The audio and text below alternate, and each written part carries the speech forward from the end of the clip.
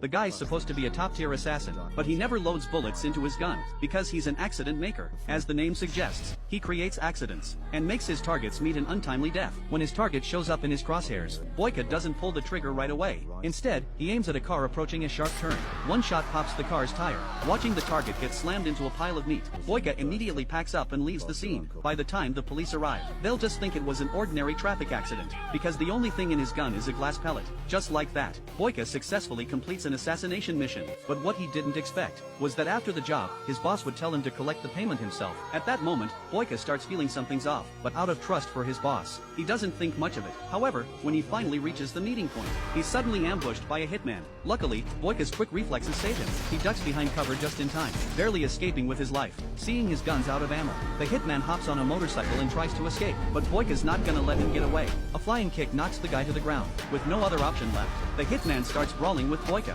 but he's no match for Boyka. A few moves later and the hitman's down for the count. Boyka asks who sent him, but the hitman refuses to answer. That's when Boyka loses it. Without a second thought, he snaps the guy's arm, and finishes him with one quick move. Not wanting to cause any trouble, Boyka, the accident maker, immediately turns the scene into a so-called accident, though he escapes unscathed. His ex-girlfriend doesn't have the same luck. In the middle of the night, Boyka gets the bad news. His ex-girlfriend died in an accident at home. On the day of the funeral, Boyka sneaks to the cemetery. After everyone leaves, he slowly walks to her gravestone. Out of nowhere, her best friend shows up, and reveals a shocking secret. His ex was pregnant with his child. This news hits Boyka like a ton of bricks. Later that night, a news story plays on the TV, saying the two robbers who hurt his ex-girlfriend died from eating too many sweets. Boyka knows something's off about this. The whole thing feels too coincidental. So, to figure out what happened to his ex, he heads to her house to search for clues. But what he discovers is something he never expected. As soon as he arrives at her place, he senses something's wrong. Recreating the scene, he realizes the two robbers just took some cash and left. That doesn't add up. Sure enough, when he pulls out his ex's autopsy report,